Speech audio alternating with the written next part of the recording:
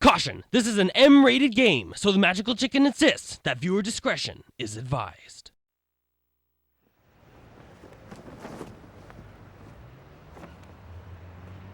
It's time for the No More Heroes review for the Wii. No More Heroes came out a little over a year later after the Wii was released, and up until I played it, I honestly wasn't really interested in it. However, now that I've played it, it has become one of those games I wish I hadn't waited so long to play. The story is about Travis Touchdown, one of the most self-absorbed and psychotic persons on the planet. Also, he might be a Jedi or Sith, but we'll get to that later. His goal in life is to be the best assassin there is, and that's what the game is about. You start at number 11 on the assassin ranking list, and the goal of the game is to become number 1 by taking out, one by one in consecutive order, the rest of the ranked assassins. You will fight with your beam katana, which is basically a low-powered lightsaber. I say low-powered because you cannot take out an enemy with only one slash. It looks and sounds like a lightsaber, but it's just not as powerful as one. However, it's still pretty cool. So anyway, you need to get through each level before facing a ranked assassin, but before that you need to deposit your entry fee, which is quite steep in the beginning and only gets higher each time you enter a new level. So to do that, you need money. To get money, you can do one of two main things, or both, which is usually the case. In the town you live in are level entry jobs that people ask you to do. Each job is very easy and sometimes just boring, and they pay extremely well. Such jobs like mowing grass, delivering coconuts to a vendor, and even picking up and getting rid of scorpions. The better you do at each job, the more money you get. So after you complete a job, the same person will give you a shadier job for you to do, so they say. This is an assassination job, which pays extremely well too, but then again, your life is on the line, so it better pay extremely well. The assassination jobs are easy and don't take very long to complete. However, what sucks is, if you fail to complete an assassination job, you have to get on your bike, drive all the way back to the place where you picked up the mission, and then ride all the way back to the spot of the mission. I mean, come on, why can't there just be a retry option? There's no point for this superfluous nonsense. It just wastes time. So once you complete the assassination mission, along with an entry-level job, you'll usually have enough money to deposit for your entry fee for a chance at a ranked battle. Other than the regular and assassination jobs within the town, there's really not a whole lot you can do. Well, there are a few things, such as upgrading and buying equipment for your beam katana, upgrading your stats, and learning new moves. Oh, and you can also buy new clothing for Travis, but I did not care about this feature at all. Riding on your motorcycle was cool, and you could be a total jerk to the other vehicles. This looks like a good place to park. La-di-da-di-da. Anyway, Travis is a master in sword combat, and also, remember how I said I think he might be a Jedi or Sith? Well, it's not just because he has basically a lightsaber, but he can also do this.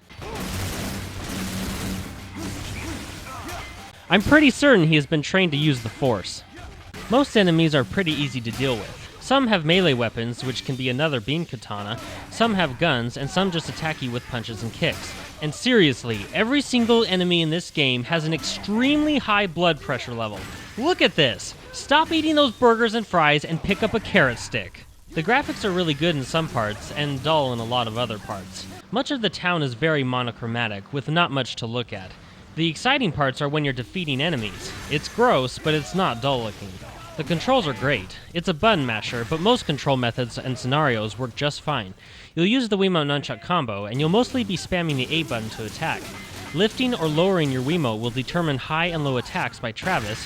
Holding down Z will lock onto a target, as well as block almost any attack, and B will use a punch attack which can stun enemies. When you lower a foe's health enough, an odd-looking arrow will appear on screen, and when you slash the Wiimote in the corresponding direction, Travis will perform a finishing move. You can also use wrestling moves on enemies using the same arrow prompts, which can be very fun to do.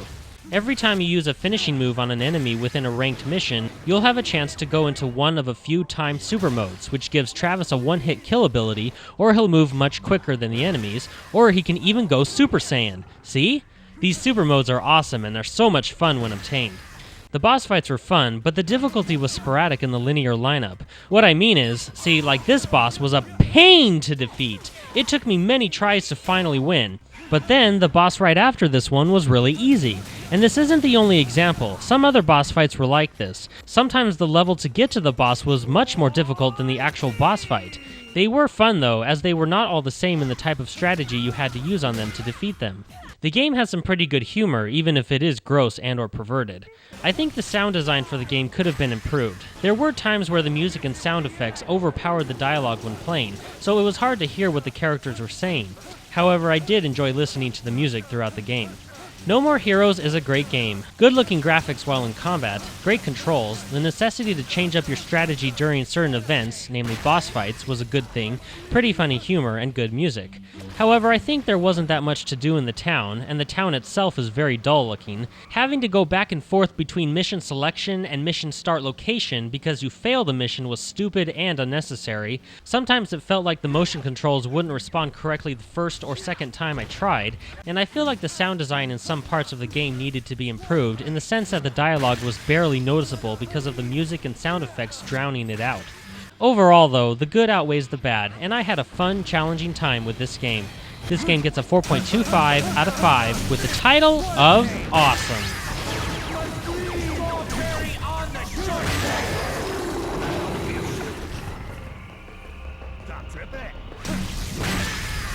Die!